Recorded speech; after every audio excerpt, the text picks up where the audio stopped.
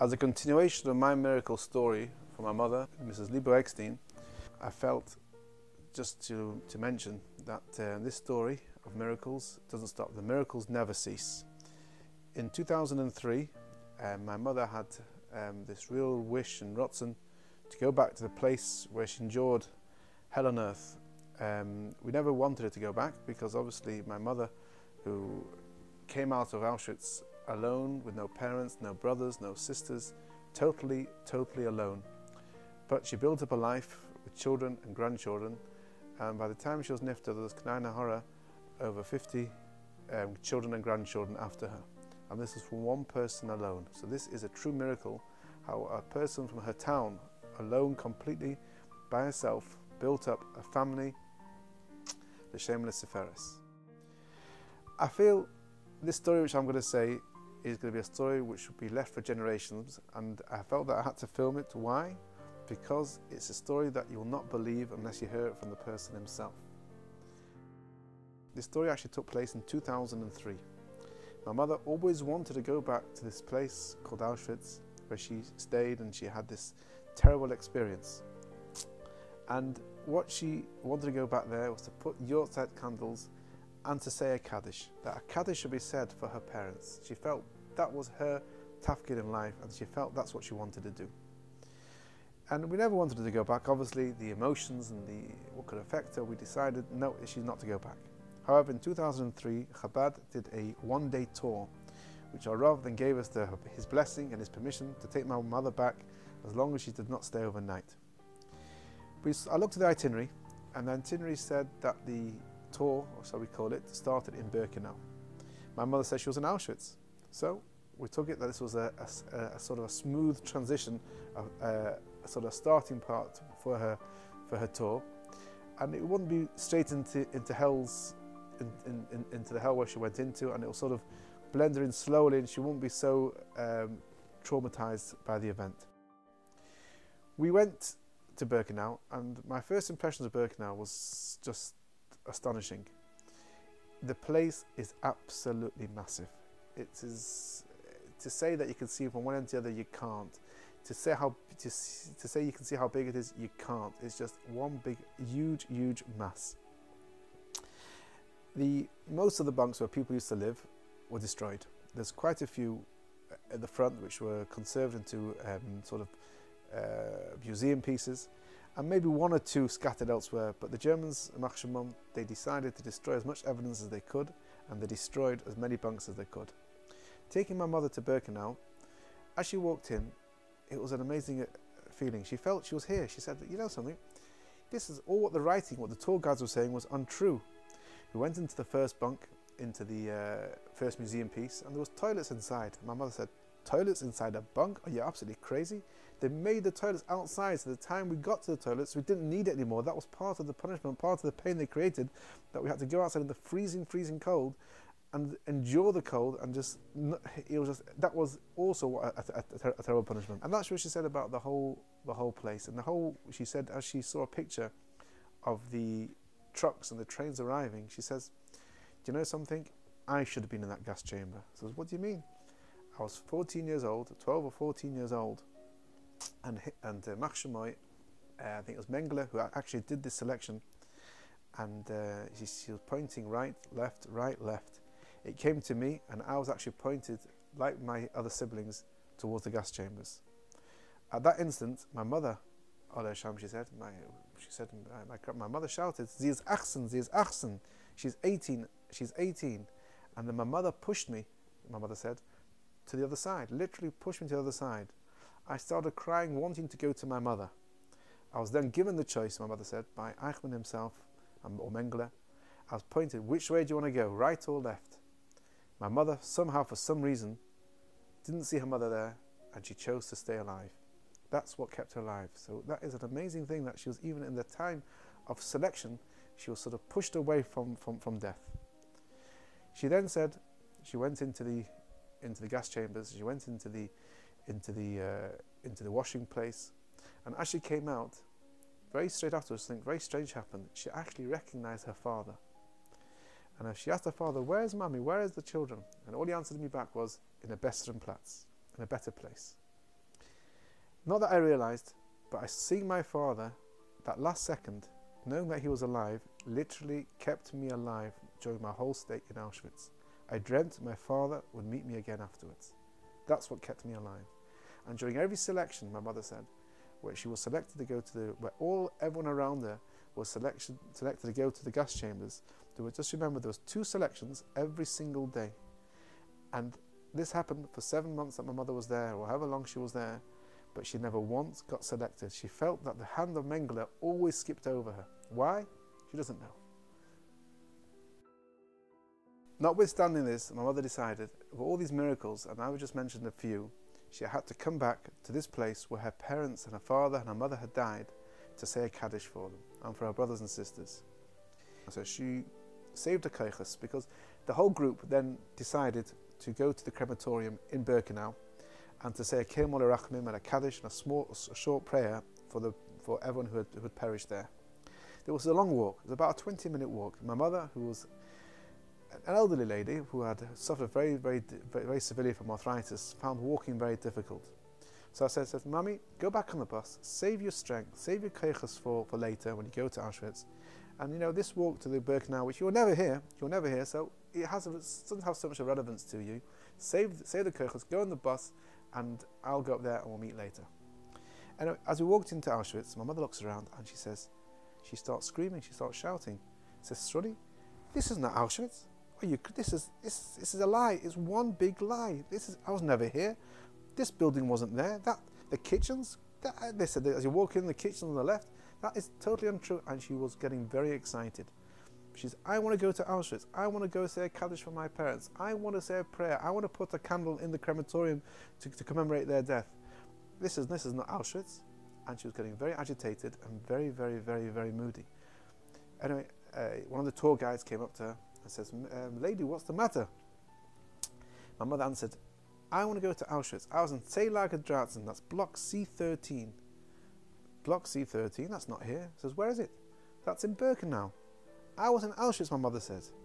So the guide asked my mother, what year did you come? Says, I came in 1944. 44? You never came here. All the Hungarians ended up in Birkenau. But I was in Auschwitz, my mother screamed.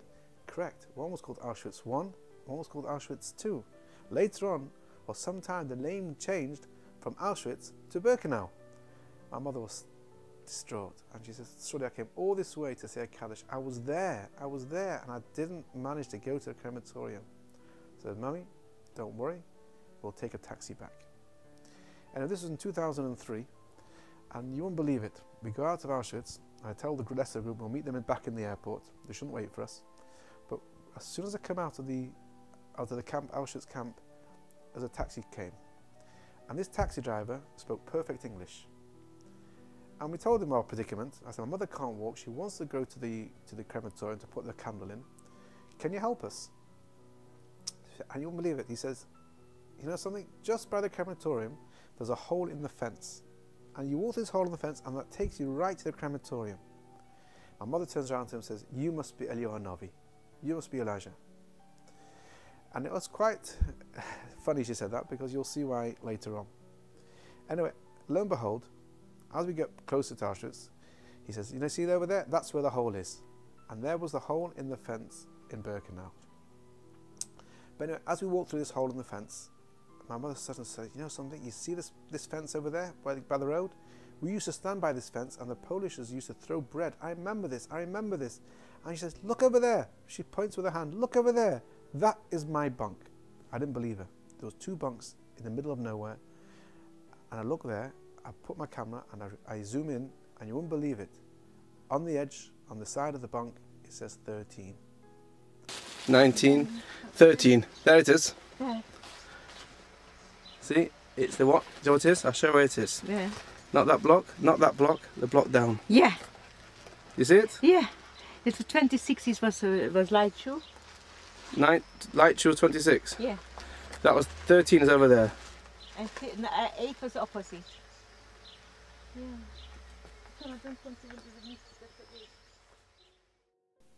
On the edge, on the side of the bunk, it says 13.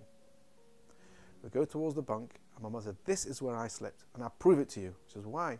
What's behind it? I say it'd be 12, 14. No, it'll be 8. C8. Because my friend, who's called Mrs. Sinnison, she was there. Later on, I had verified this, and this was true. We walk into this bunk. It hadn't been open for 60 years. There's a rusty nail at the door. I broke in. My mother says, "You're breaking in. I wanted to break out." But anyway, we walk in there, and my mother was 100% right. These Polish tour guides said there was toilets in the bunks. There was no toilet in this bunk. This bunk hadn't been touched for 60 years. The slats were exactly how they were. My mother points to one of the slats. She says, "That's where I slept. That's where I was." There were 8 of us in a small, maybe 4-foot wide berth or 6-foot wide berth. 4 or 5 of us literally cramped in. One of us moved, all of us had to move. It was a terrible experience, she says. That's where I slept. Anyway, she says, I came out of here, and she bangs her foot on the floor, and she says in Yiddish, "Hitler, wer bist da? Ich bin da mein Kind, ich hab Kinder, ich hab einiglich." She said to Hitler, "Hitler, where are you? I'm here with my child. I've got children, I've got grandchildren. You have nothing. You're dead. You're absolutely nothing. This is my revenge to you. I have come back to show you I am alive. The Jewish nation survives with miracles. I'm here with my children, and I have grandchildren. What do you have?" She opens up a Tehillim, and she says the kapitel of Hodul Hashem Ki Tov, thanking Hashem for all the mercy and all the thing that He did her to sustain her. I tell her, say, "Mummy, it's getting late. Let's go to the crematorium, and we won't be able to say Kaddish because we're only 2 of us. It was nearly closing, but let's put the Yortzeit candles in the crematorium."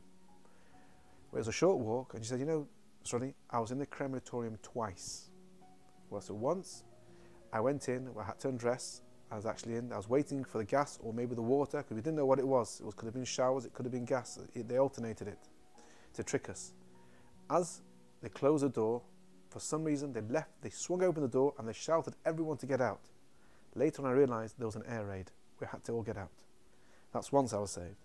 The second time was when I was walking myself voluntarily. I told the capo, "I've had enough of here.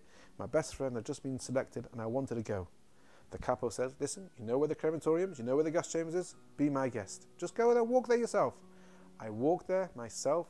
I don't know how or why, she says to me. The next thing I remember, I was back in my bunk asleep. How I got there, I can't tell you. But one thing I will say, I felt my mother's hand guarding me the whole time. That's what I felt. She says, as we walked to the crematorium with my mother, she puts her Yortzeit candles inside, and that is the time I heard my mother screech and cry for the memory of her parents, her brothers and her sisters. That's when she's really, her emotions played. I cried with her. Anyway, she turns around to me and says, "Sorry, I don't understand. I asked for 3 things when I was in Auschwitz. 1, that I should get out of this hell alive and tell the world what I saw. 2, that I should marry a Ben Torah. I did not know what a Ben Torah was, but I heard it so much at home, I wanted to marry one.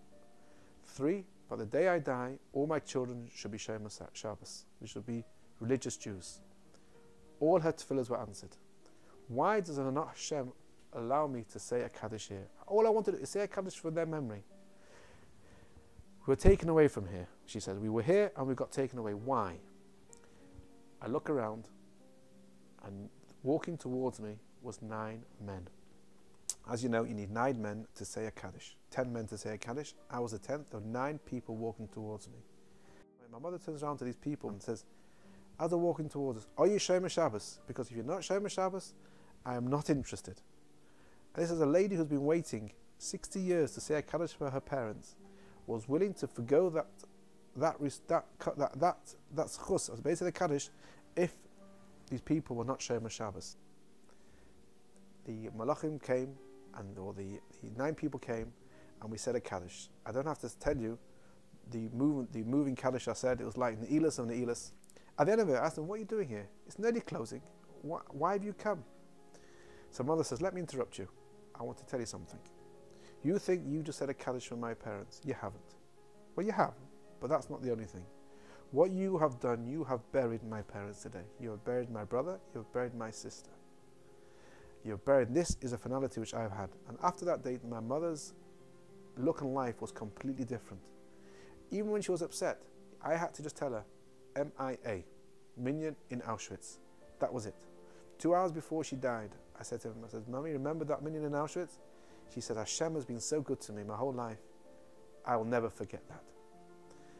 And these people, why were they there? I'll tell you why.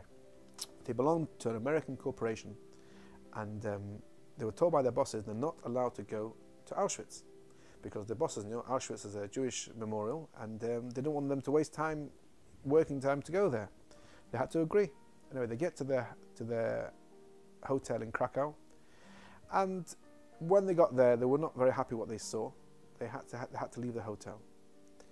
They left the hotel, went for a drive. They saw a sign, Auschwitz. So we can't go to Auschwitz. Then they saw the sign, Birkenau. So one of the guys said, hey, they didn't say we couldn't go to Birkenau. So as they were driving, they found the hole in the fence that my mother also found. They walked through the hole in the fence and they heard a lady crying.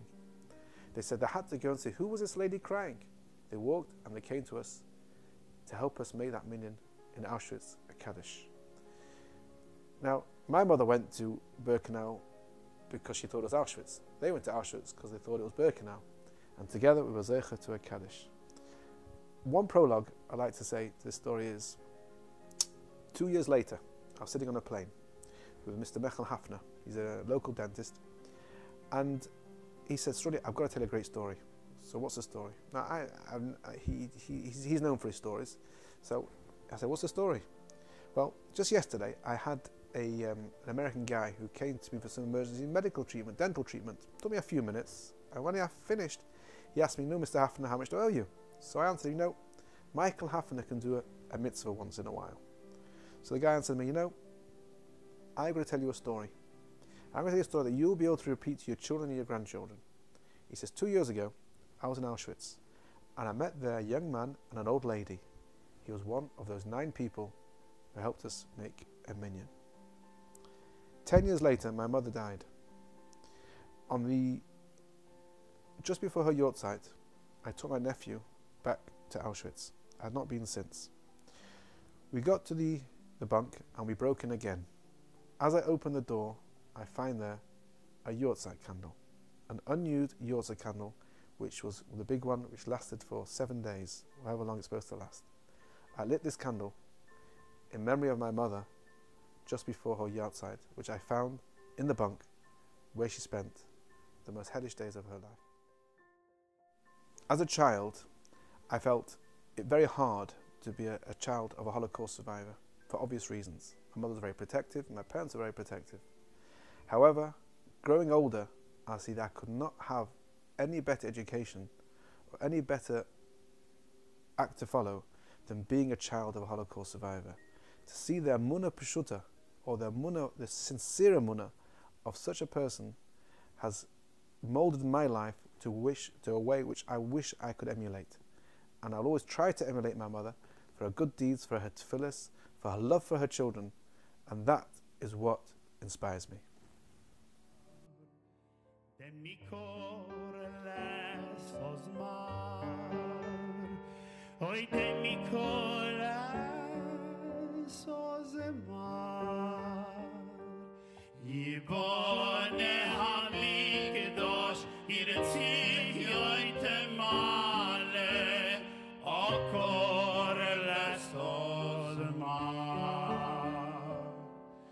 Shom no shir shir